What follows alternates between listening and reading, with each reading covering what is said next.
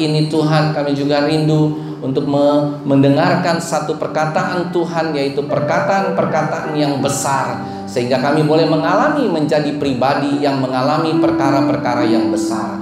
Oleh karena itu Bapa yang baik, biarlah urapi hamba-Mu Tuhan dengan urapan-Mu yang selalu baru, sehingga apapun yang hamba-Mu perkatakan bukan perkataan hamba-Mu lagi, tetapi perkataan Yesus Kristus yang boleh nampak dan beracara dengan heran dan luar biasa. Terima kasih Bapa yang baik. Berfirmanlah, kami akan duduk diam mendengarkan firman-Mu seperti telinga seorang murid dan hati seorang hamba. Seluruh umat Tuhan yang percaya kita katakan bersama-sama, amin. Shalom Bapak Ibu Saudara. Suaranya agak ngaung, agak ngaung-ngaung ya. Shalom, apa kabar Bapak Ibu Saudara? Luar biasa. Nah, hari ini kita melanjutkan serial khotbah yang minggu lalu. Minggu lalu kita mengambil satu tema besar, yaitu tentang pribadi yang mengalami perkara besar. Nah, pribadi yang mengalami perkara besar ini ada 3 aspek utama, yaitu yang pertama adalah kita kemarin memikirkan perkara-perkara yang besar. Hari ini kita akan ambil materi yang kedua, yaitu memperkatakan perkara besar. Dan nanti yang terakhir apa saudara? Memikirkan perkara besar, memperkatakan perkara besar, terus yang terakhir? Hah? Suaranya yang mantap dong. Apa? Melakukan. Apa melakukan? Nggak kedengeran suaranya. Apa? Apa? Nggak kedengeran, serius. Saya nggak dengar. Bukan. Hah? Salah semua. Menantikan juga salah. Oke, kita nanti makanya didengerin baik-baik ya. Kalau khotbah atau buka di warta itu ada. Coba lihat, buka di warta gereja itu ada 3 aspek utama. Coba dilihat lagi.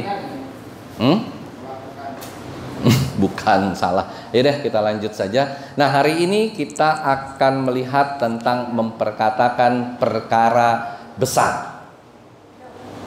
Seorang pribadi yang bisa mengalami perkara besar itu harus salah satu aspeknya seperti minggu lalu. Sebelum kita memperkatakan perkara besar, kita harus bisa memikirkan perkara besar. Ya apa ya? Kemarin minggu lalu kita belajar tentang memikirkan perkara-perkara besar. Nah, hari ini kita belajar tentang memperkatakan perkara-perkara besar. Nah, kalau kita lihat dari kata-katanya, memperkatakan perkara besar. Banyak orang hari-hari ini di dalam kehidupan kita pribadi lepas pribadi hanya memperkatakan perkara-perkara yang sia-sia, memperkatakan perkara-perkara yang kerdil, memperkatakan perkara-perkara yang hanya untuk menyenangkan hati manusia. Seringkali kita itu menyimpang jauh dari keinginan Tuhan. Seharusnya kita sebagai orang percaya, umat percaya, sebagai orang Kristen yang benar di hadapan Tuhan, tidak selayaknya kalau kita hanya setiap hari hanya memperkatakan perkara-perkara kerdil. Apa itu perkara-perkara kerdil? Perkara-perkara yang tidak seharusnya diucapkan oleh mulut kita semua. Perkataan yang tidak seharusnya dilakukan oleh kita semua. Perkara-perkara itu bukan perkara besar. Seringkali dalam kehidupan kita hanya menyampaikan perkara-perkara kerdil. Kenapa saya katakan demikian? Kita ngumpul-ngumpul, yang kita berbincangkan perkara-perkara kotor, perkara-perkara seks, perkara-perkara perzinahan, perselingkuhan, gosip. Itu perkara-perkara kerdil, saudara, yang gak harusnya kita lakukan di dalam kehidupan kita sebagai umat percaya. Nah, Tuhan Yesus Kristus ketika dia ada di dalam dunia ini, dia tidak pernah memperkatakan tentang perkara-perkara yang kerdil. Dia selalu berbicara tentang perkara-perkara yang besar. Oleh karena itu, Bapak Ibu Saudara yang terkasih, Apakah kita semua mau mengalami perkara yang besar?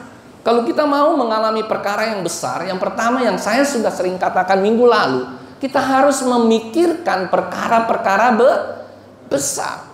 Tanpa kita memikirkan perkara besar, maka kita tidak akan sampai untuk dapat memperkatakan perkara-perkara yang besar.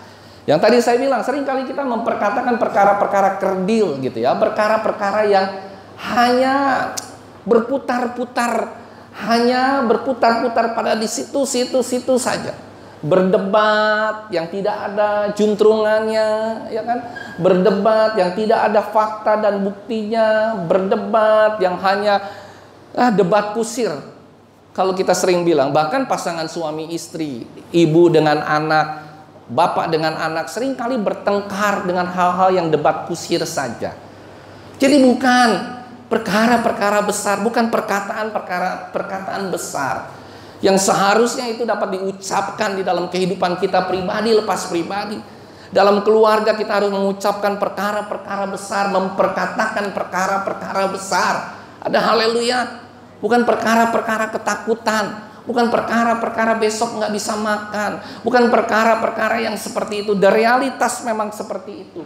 Saya katakan, kita memperkatakan perkara besar bukan kita menyampingkan masalah kita, bukan kita menyampingkan penyakit kita, bukan kita menyampingkan segala sesuatu yang ada di dalam kehidupan kita. Tidak. Saya tidak bilang bahwa kita harus melupakan semuanya itu, langsung kita memperkatakan perkara besar. No, bukan kita bilang, Tuhan aku nggak punya rumah, tapi aku mau punya building tingkat 12. Nah itu bukan perkara besar lagi, itu malah perkara kerdil.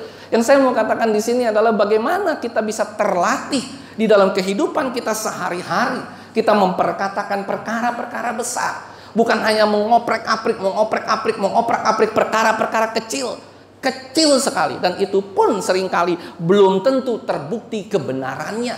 Gosip, semua itu perkara-perkara yang dilihat Tuhan sangat tidak etis dalam kehidupan kita pribadi lepas pribadi. Nah, Bapak Ibu Saudara yang terkasih, mari kita melihat bagaimana seorang Daud dia memperkatakan perkara-perkara besar. Ketika saat itu, kalau Bapak Ibu Saudara masih ingat kisah Daud, Saul ditantang oleh siapa? Oleh Goliat. Goliat suatu saat dia menantang bangsa Israel, dia tantang seperti ini. Goliat itu tingginya kurang lebih setinggi mana? 2 meter lebih. 2 meter 20 kalau nggak salah. Kalau kira-kira kita tingginya berapa? Saya 172 ya. Mungkin ada di sini yang lebih tinggi dari saya 175. Tapi 2 meter 20 mungkin setinggi sekali kan. Nah, Goliat saat itu menantang seluruh bangsa Israel. Dia bilang kalau ada yang bisa melawan aku, maka aku akan menyerahkan kerajaan yang ada di Goliat ini ke tangan orang tersebut. Dia tantang semua. Saul orang yang diurapi Tuhan. Ya apa ya Bapak Ibu Saudara? Saul itu orang yang sangat diurapi oleh Tuhan. Tapi terakhir-akhir Saul roh Tuhan itu undur dari Saul. Sehingga Saul itu ketakutan. Ketika dia ditantang oleh Goliat, dia takut setengah mati, Saudara.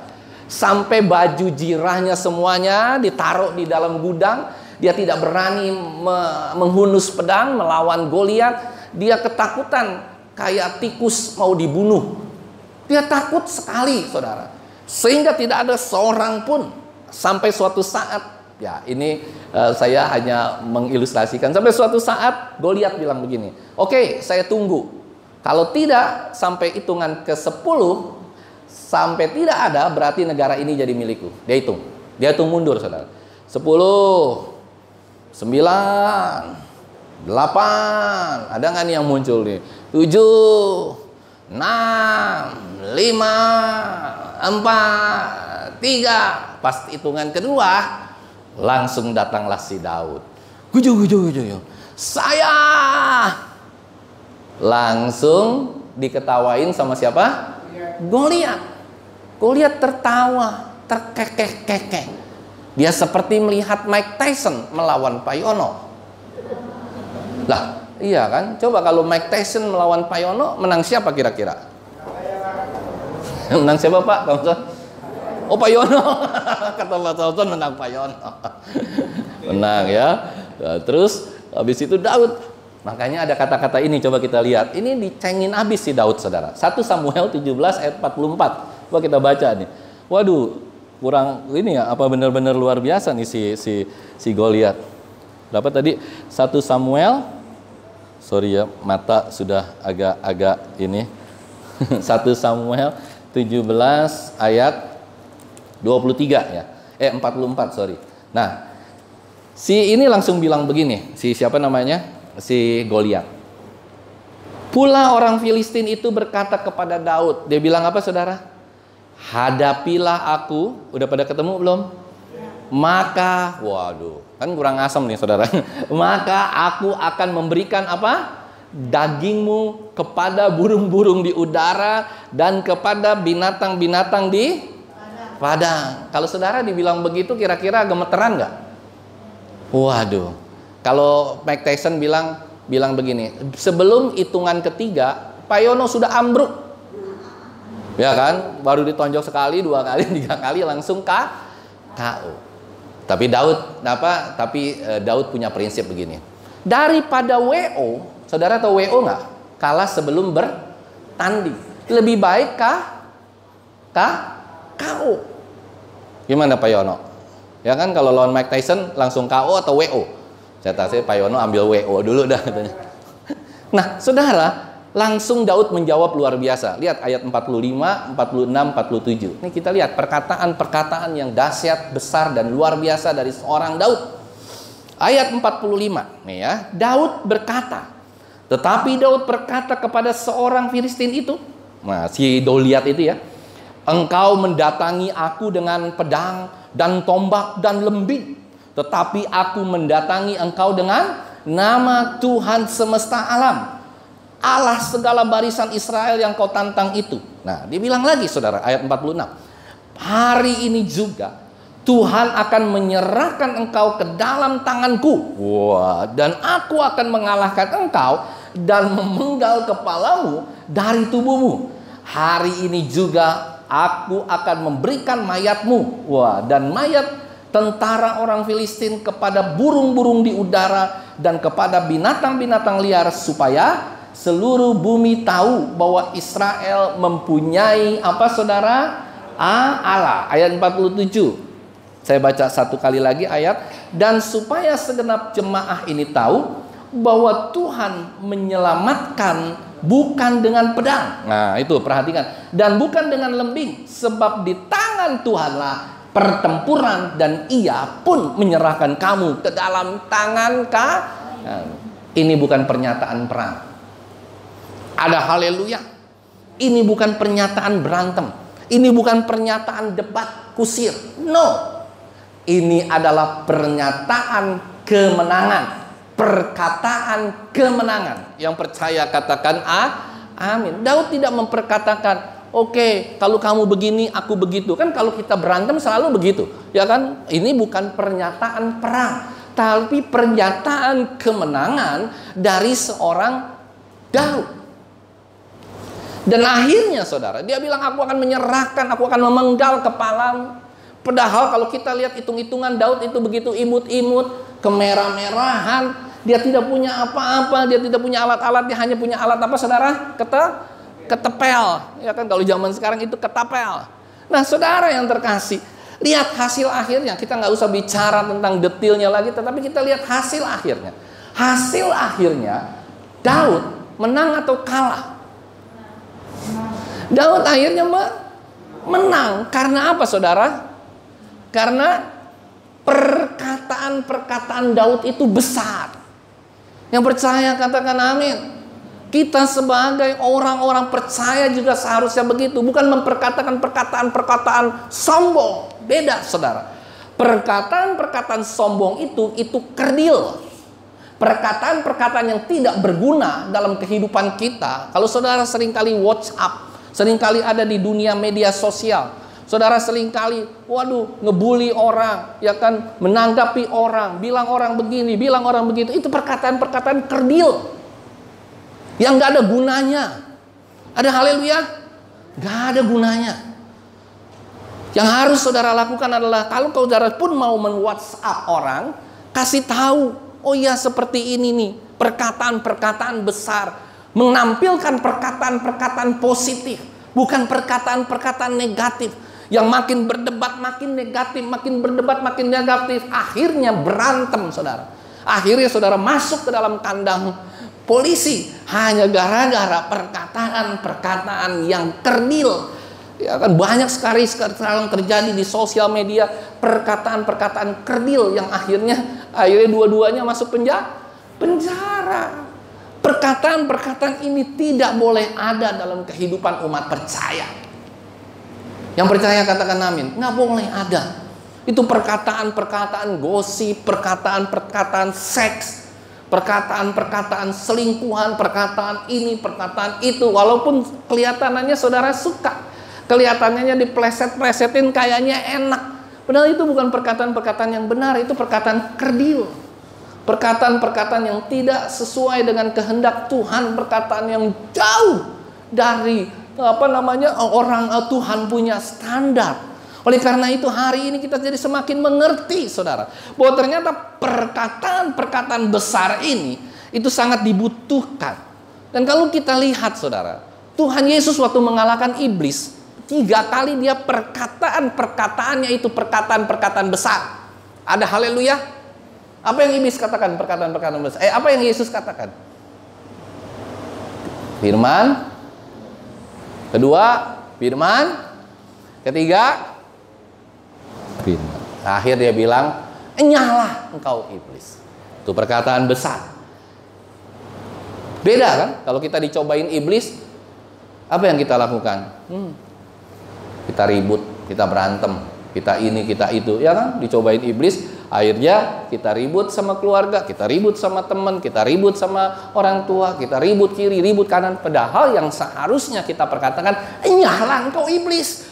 Bukan saudaramu yang harus enyah, bukan kakakmu yang harus enyah, bukan adikmu yang harus enyah, bukan orang tuamu yang harus enyah, bukan anakmu yang harus enyah. No.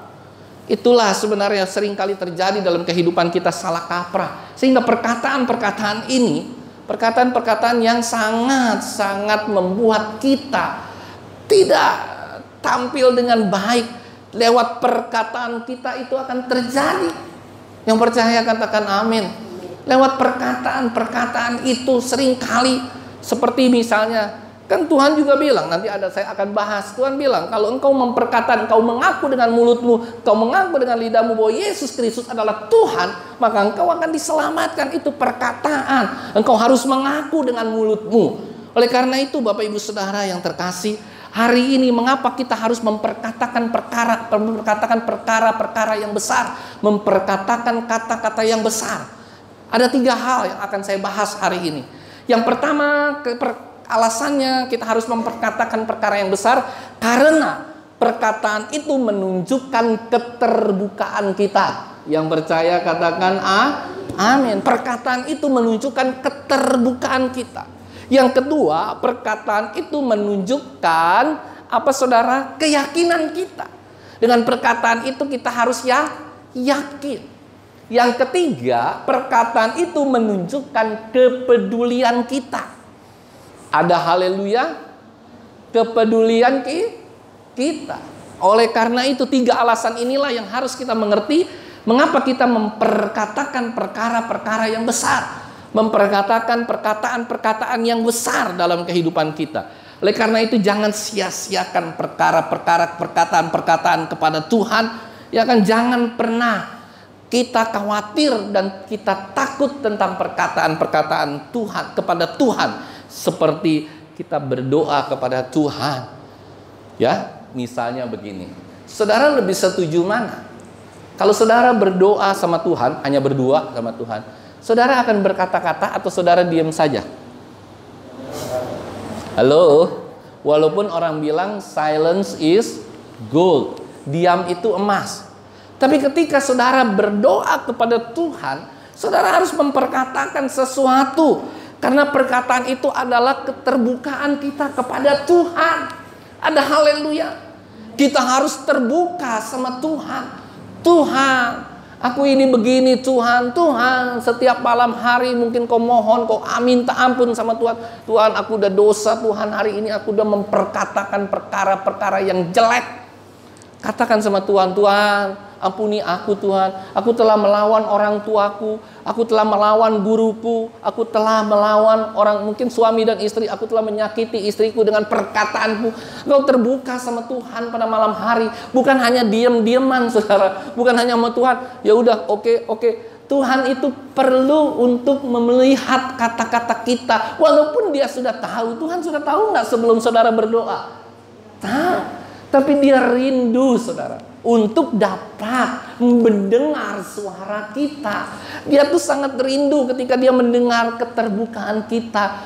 Tuhan, aku sudah gak sanggup Tuhan menghadapi kehidupan ini. Saudara mau nangis, kejer, silakan di hadapan Tuhan. Sampai saudara air mata turun mengalir. Saudara main gitar, saudara bilang, Tuhan, Engkau perkatakan perkataan yang besar kepada Tuhan. Saya yakin dan percaya Tuhan pasti akan mendengar apapun yang engkau sedang idam-idamkan terjadi dalam hidupmu. Anak muda yang mungkin baru putus dengan pacar, Tuhan, hatiku sakit Tuhan, perkatakan dengan perkataan yang terbuka. Istri ketika dia sedang diomelin oleh suaminya, aduh Tuhan, sakit sekali kata-kataku, rasanya sakit seperti hatiku ketiban durian.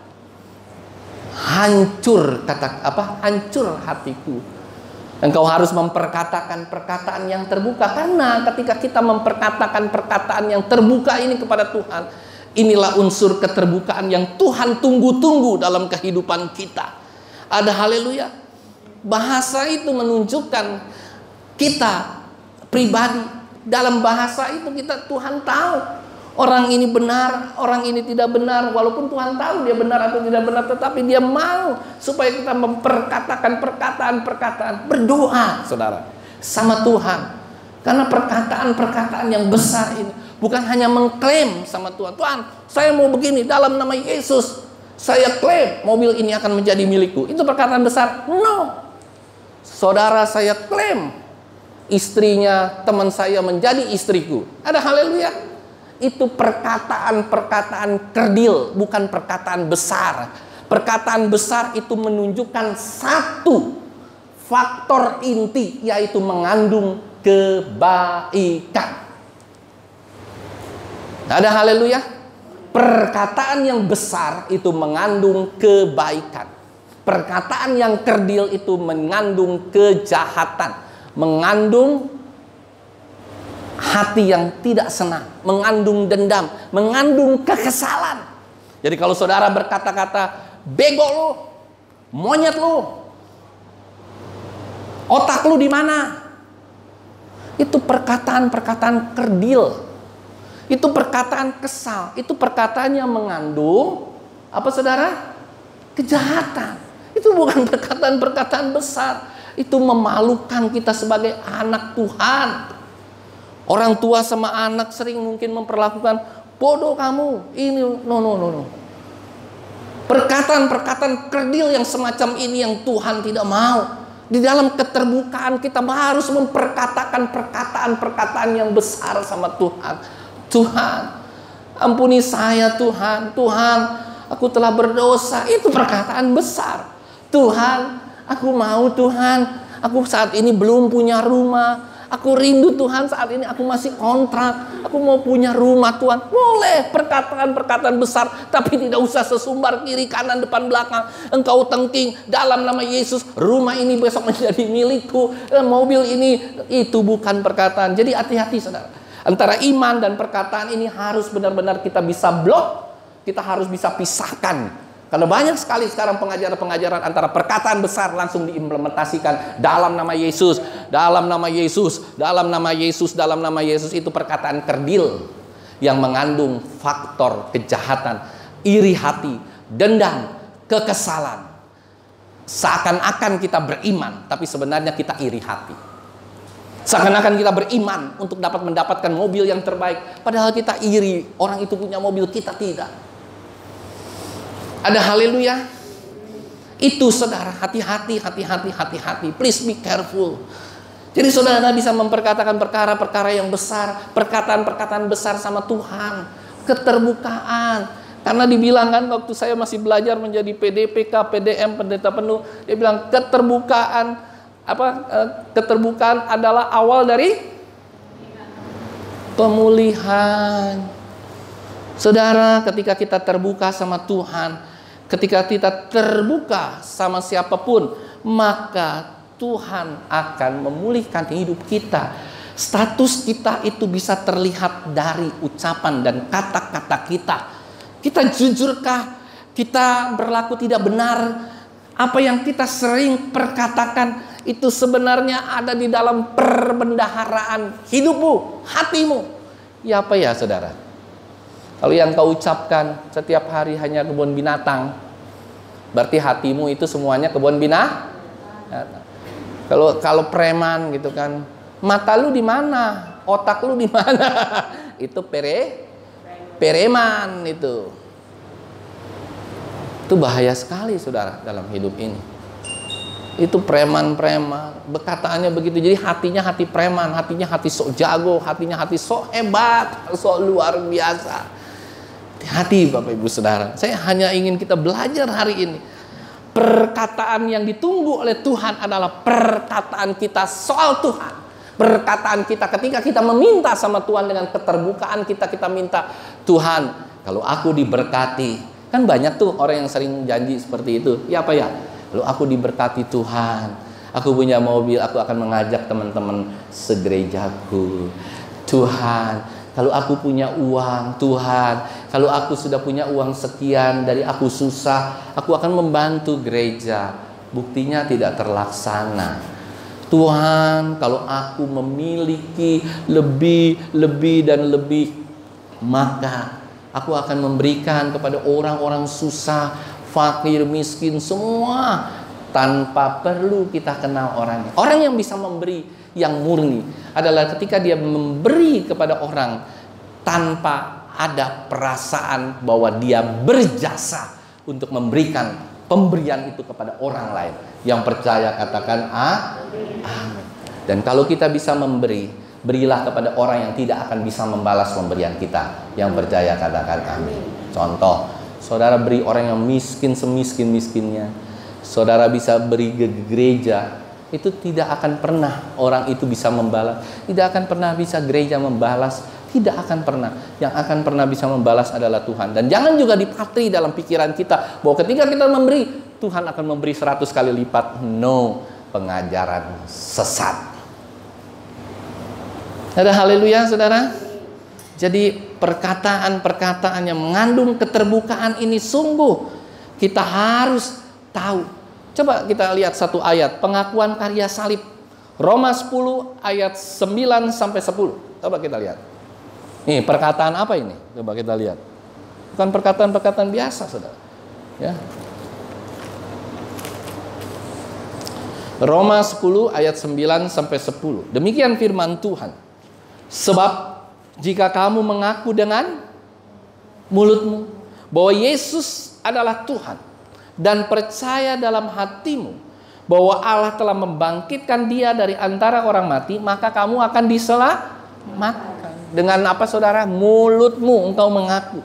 Karena dengan hati orang percaya dan dibenarkan, dan dengan mulut orang mengaku dan diselamatkan. Itulah perkataan tentang karya salib.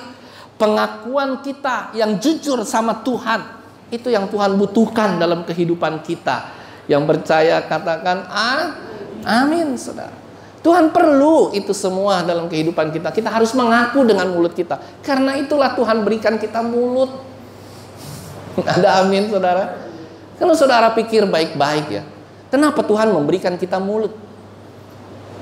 Tanpa mulut manusia bisa hidup nggak? Bisa ya, bisa enggak. Orang bisa makan lewat hidung ya, pakai selang. Tapi tanpa mulut orang nggak akan bisa hidup, saudara. Kenapa? Tanpa perkataan juga orang nggak akan bisa hidup. Saudara yang terkasih, kalau kita bisa melihat ini, berarti kita tahu bahwa Tuhan memberikan mulut buat kita. Itu adalah mulut yang harus mengaku. Jadi kalau kau orang ke gereja berdoa, itu perkatakan dengan perkataan-perkataan yang benar, perkataan yang besar. Jangan hanya diam saja, saudara berkata-kata sama Tuhan. Tuhan rindu itu terjadi. Saudara masih ingat satu kisah anak bungsu yang dia keluar dari bapaknya, dia kabur dari bapaknya, dia mengambil segala harta benda miliknya. Masih ingat saudara? Coba kita buka kisahnya Lukas pasal 15 ayat 17 sampai 20 saja. Lukas 15 ayat 17 sampai 20.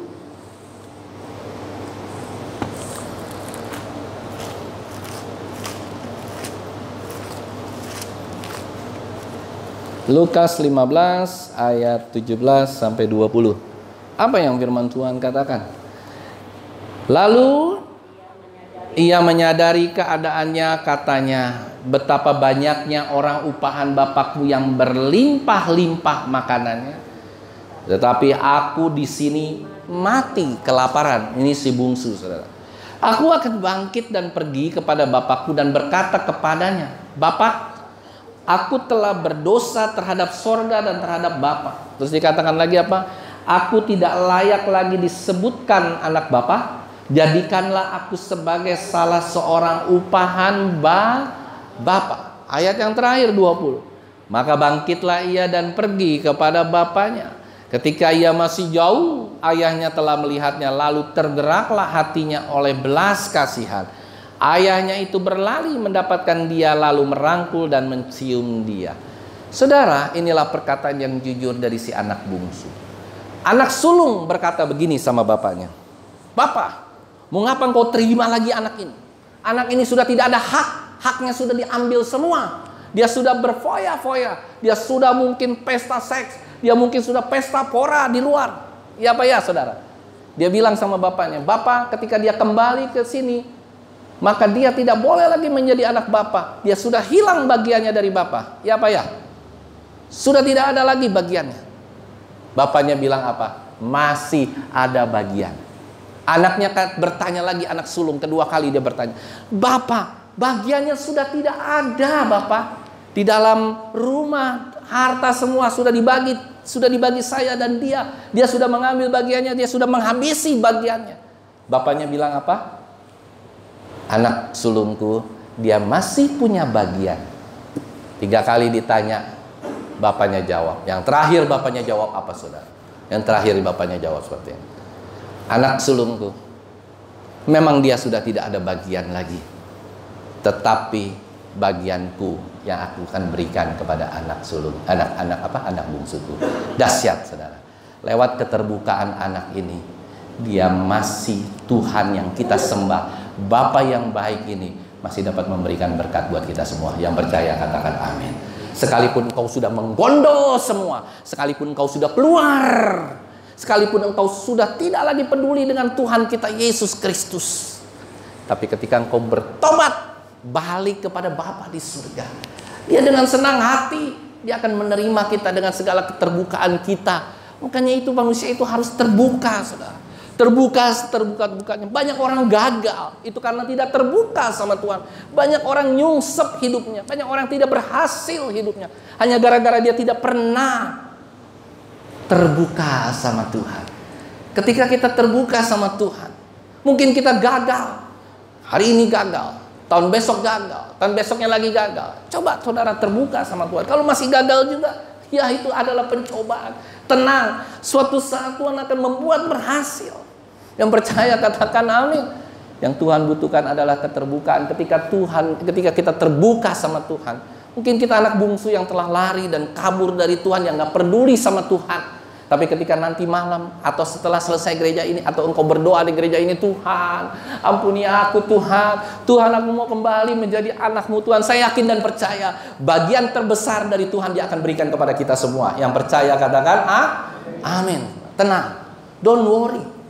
Dia akan memberikan segala sesuatu yang terbaik. Tapi ingat baik-baik, yang dia berikan bukan hanya harta, yang dia berikan bukan hanya kesuksesan, tapi yang pantas dia berikan kepada kita adalah keselamatan, hidup yang kekal. Itulah yang dikembalikan yang pertama. Yang lainnya, kan Tuhan bilang, carilah dahulu kerajaan Allah dan kebenarannya, maka segala sesuatu akan ditambahkan. Jelas, very clear. Ketika kita sudah bertobat kembali ke jalan Tuhan, ketika kita sudah terbuka sama Tuhan, saya mau katakan ya, yang bertobat itu bukan hanya orang tua loh. Yang percaya katakan amin. Saudara pikir anak-anak muda nggak perlu bertobat? Perlu. Kapan Pak bertobat? Setiap hari. Setiap hari engkau nggak tahu menyakiti hati orang tuamu, harus bertobat. Jadi bukan hanya orang tua aja yang bertobat sama Tuhan. Anak muda ya menyakiti, menyinggung hati papanya, menyinggung hati mamanya. Dan mungkin papa dan mamanya nggak ngomong langsung. Tapi ketika menyinggung, kau harus berlutut sama Tuhan, minta ampun. Karena engkau dari kecil, walaupun kau bilang, aku kan tidak minta dilahirkan, aku kan tidak minta engkau yang melahirkan aku. Oke, tetapi hati-hati saudara. Karena Tuhan bilang dalam firman Tuhan, jelas, sangat jelas. Dia bilang apa saudara? Kalau engkau mau panjang umurmu, maka engkau harus sayang, menghormati ayah dan ibumu. Itu firman Tuhan yang tidak boleh diutak-atik saudara. Jadi apa artinya saudara? Keterbukaan. Anak muda mau menjadi orang yang sukses, katakan amin. Kalau engkau terbuka sama Tuhan, minta ampun sama Tuhan. Mungkin kau banyak salah sama orang tuamu, kau mungkin banyak salah sama teman-temanmu, salah sama gerejamu, salah sama siapapun. Kau datang sama Tuhan. Tapi kalau engkau tidak pernah sadar itu, kita nggak bisa apa-apa. Hanya orang-orang yang sadar, punya kerendahan hati, seringkali memikirkan, oh iya memang aku banyak salah. Nuraninya disentuh, malam hari engkau berlutut sama Tuhan, minta ampun sama Tuhan.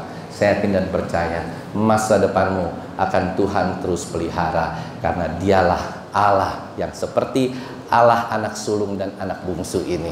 Ketika engkau bertobat kembali ke jalan yang benar, bagiannya akan diberikan kepada kita semua. Yang percaya katakan amin. Saudara, itu yang saya mau sampaikan yang pertama. Yang kedua, Bapak Ibu Saudara yang terkasih, perkataan itu akan menunjukkan tentang keyakinan kita. Alasan yang pertama tadi, perkataan itu akan menunjukkan keterbukaan kita. Yang kedua, perkataan itu akan menunjukkan keyakinan kita. Coba kita buka Matius 7 ayat 7.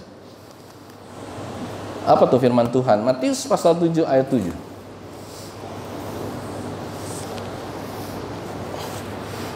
Keyakinan nih saudara, ini yakin. Matius 7 ayat 7. Mintalah, maka akan diberikan kepadamu. Carilah, maka kamu akan mendapat. Ketuklah, maka pintu akan dibukakan bagimu, saudara. Bagaimana kita bisa yakin? Kalau kita selalu mengutak-atik tentang masa depan, masa lalu kita yang gelap. Kita nggak pernah bisa berdoa, bersepakat. Harusnya kalau kita bisa memperkatakan tentang keyakinan kita, maka kita yakin sebenarnya Tuhan itu juga yakin sama kita. Yang percaya katakan amin. Kita kan sering kali nggak yakin. Ketika kita memperkatakan sesuatu, kita sering kali nggak yakin. Karena kenapa? Kita nggak yakin Tuhan itu yakin sama kita. Itu yang sering kali terjadi. Coba sebagai contoh, saudara pernah minta sesuatu sama Tuhan? Terus saudara kira-kira ya mau minta tapi sungkan. Pernah nggak ada yang seperti itu? Kita mau minta nih sesuatu sama Tuhan tapi sungkan. Kira-kira Tuhan kasih nggak ya? Kira-kira dia yakin nggak ya? Begitu nggak saudara? Sering saudara. Sering kali kita mau minta sama Tuhan. Tuhan, aku mau minta ini Tuhan. Tapi kita nggak berani memperkatakan. Kenapa? Karena kita nggak yakin. Ada haleluya? Coba misalnya gitu ya, Ayono ke saya gitu, Ayono coba minta uang sama saya 100 juta. Kira-kira Pak Yono yakin nggak saya akan kasih? Enggak kan? Nggak yakin kan? Nah, benar nggak? Itu kita sering kali terjadi sama Tuhan. Kita mau minta kayaknya yakin. Tuhan punya duit nggak sih ya? Halo? Tuhan bisa nggak sih ya melakukan perkara itu sama hidupku? Kan seringkali kita berpikir seperti itu. Ya apa ya saudara? Harus bisa, harus yakin. Jadi kalau engkau memperkatakan Tuhan, aku mau menjadi seorang direktur, aku ingin menjadi punya perusahaan besar, aku ingin menjadi profesional yang dahsyat. Kau perkatakan sama Tuhan, kau perkatakan sama dirimu, saya yakin, dan perkataan yang besar itu, jika kita minta dengan yakin, maka dia akan pasti bisa memberikan kepada kita. Tapi ingat baik-baik, bukan hanya permintaan, tapi tingkah lakumu. Segala sesuatu pun juga harus benar di hadapan Tuhan. Baru kita boleh meminta yang mantap-mantap, yang luar biasa. Minta keselamatan, sudah diberikan. Minta ini, sudah diberikan. Saudara yang terkasih, perkataan-perkataan besar ini, karena kenapa? Yakin total, bersepakat total, minta dengan keyakinan total. Supaya kita benar-benar mantap di hadapan Tuhan. Jadi jangan pernah bimbang sedikit pun. Coba kita buka Yohanes pasal 1 ayat 6-8. Supaya kita nggak bimbang, coba kita lihat Yohanes, Matius, Markus, Lukas, Yohanes pasal 1 ayat 6-8. Apa yang firman Tuhan katakan?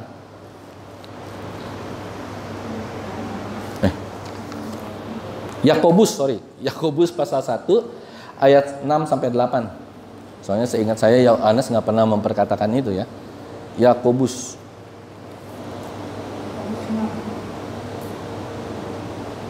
Yakobus pasal 1.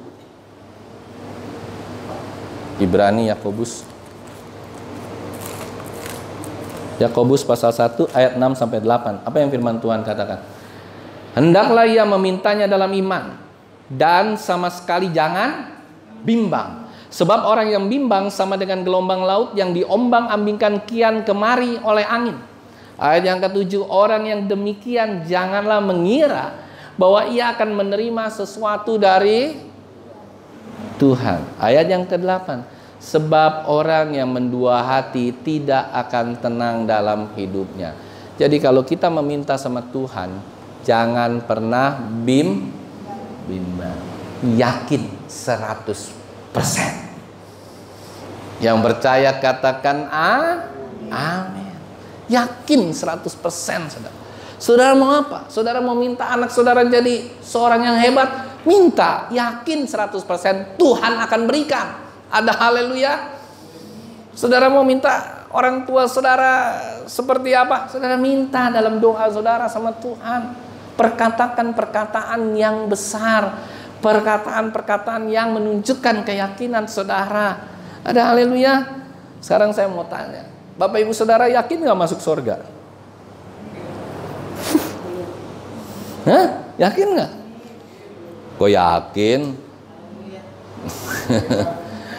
Amin. Yakin masuk surga. Tapi tiap hari hidup kita jalannya ke surga atau ke neraka? Semua orang yakin masuk surga, tapi tiap hari perbuatannya ke neraka semua. Berzina jalan terus, ngerokok jalan terus, main judi jalan terus, minum-minuman keras jalan terus, ribut sama orang tua jalan terus, ribut suami dengan istri setiap hari jalan terus. Ntar saudara masuk surga, ribut lagi di surga. Ada haleluya? Ya kan? Kisahnya kan bisa begini. Ribut terus ini tiap hari. Giliran saudara masuk surga nih sendiri kan, istri saudara ditinggal dulu, belum mati, belakangan kan matinya, dia masuk surga sendirian. Di surga juga setiap orang diributin sama dia. Ada haleluya? Mengerikan. Jangan sampai saudara di surga udah nggak ada ribut-ributan lagi. Di surga sudah tidak ada. Di surga ada rokok nggak? Halo? Makanya kalau orang yang rajin ngerokok ya jangan ke surga lah, ya kan? Karena di neraka paling enak kalau ngerokok, nggak usah beli korek api, tinggal begini aja, just semuanya api tinggal semua. Haleluya. Di surga rokoknya nggak ada api begini nggak nyala saudara, adem dingin. Aduh luar biasa deh, ya kan? Jadi kalau kita yakin masuk surga, ayo dong kita yakin juga setiap langkah hidup kita setiap hari menuju ke surga. Setiap hari koreksi diri, setiap hari ada kata-kata yang gak bagus, ada begini, ada begitu. Aduh minta ampun sama Tuhan, keterbukaan. Tuhan akan terus membuka. Selagi jangan sampai jatuh ke dalam dosa yang sama setiap kali. Kalau dosanya baru lagi ya Tuhan masih ampuni. Tapi jangan dosa yang itu lagi. Saudara yang terkasih, itu yang kedua. Dan yang terakhir, yang saya mau katakan, perkataan itu akan menunjukkan, yang tadi keyakinan, dan perkataan itu akan menunjukkan kepedulian kita.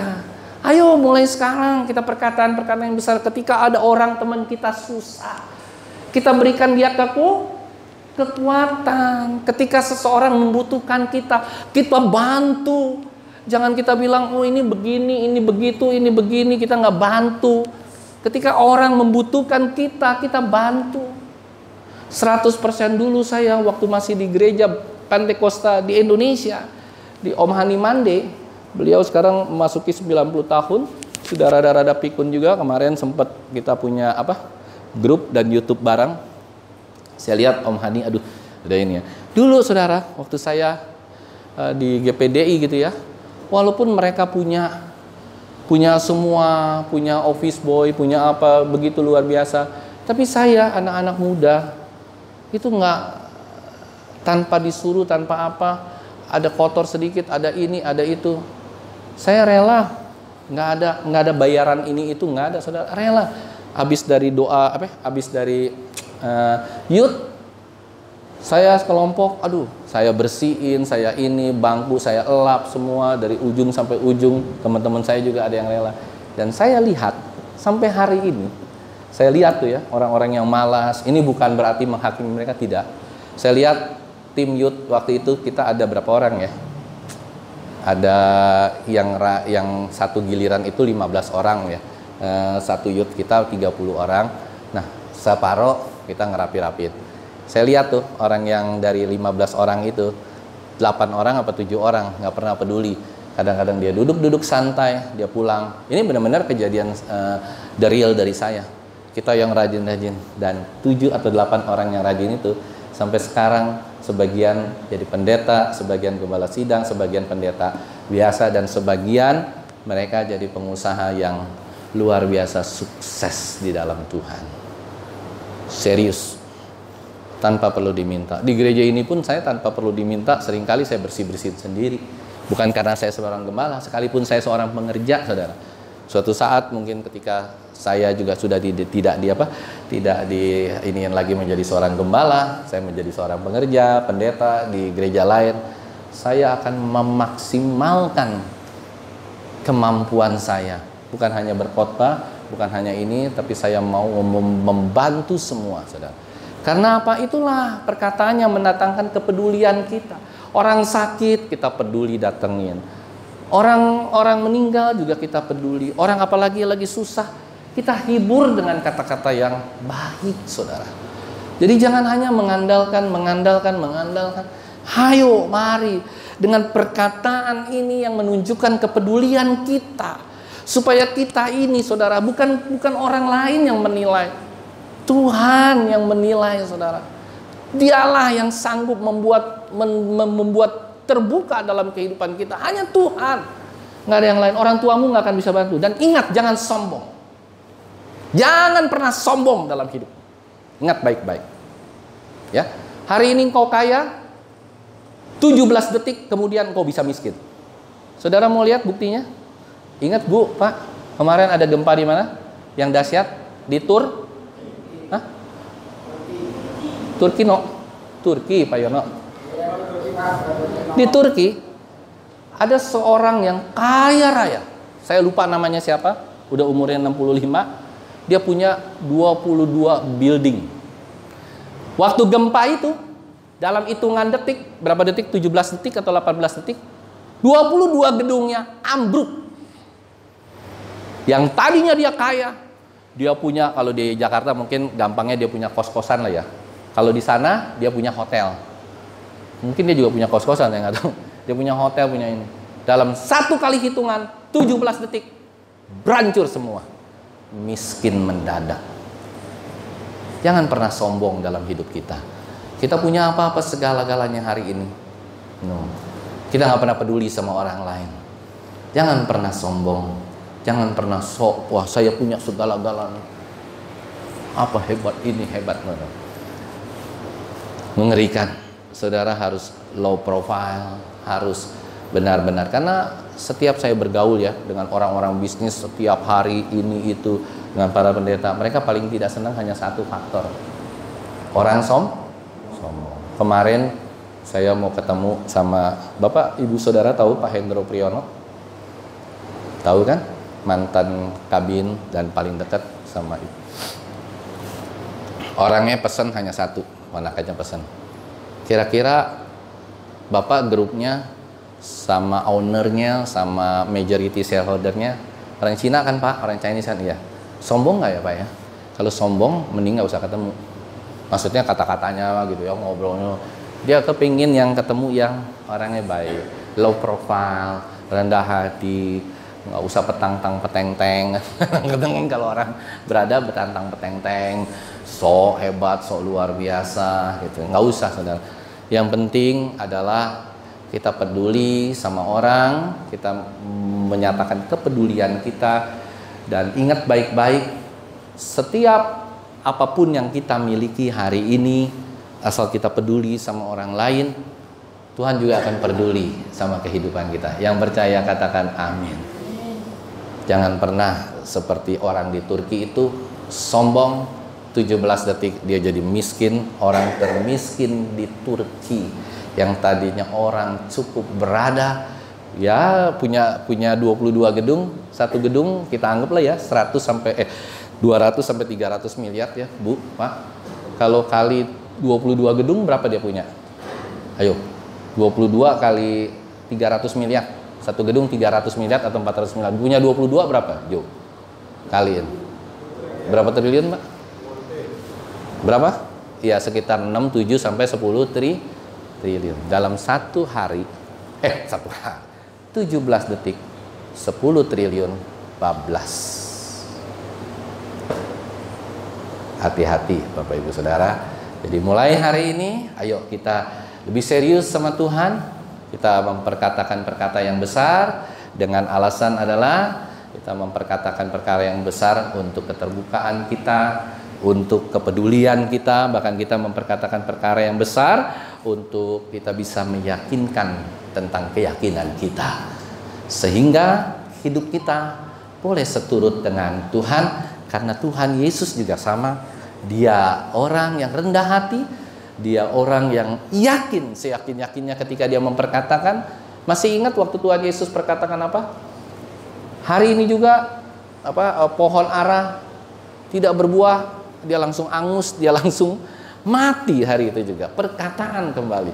Saya ingin katakan hari ini, yuk kita belajar bersama-sama hari ini supaya kelak keluar dari ruangan di tempat ini, perkataan kita menjadi perkataan yang benar, karena ketika kita berkata-kata itu murni keluar dari perbendaharaan hatimu. Amin. Tuhan memberkati. Biarlah kita semua boleh lebih mengerti. Angkat satu pujian.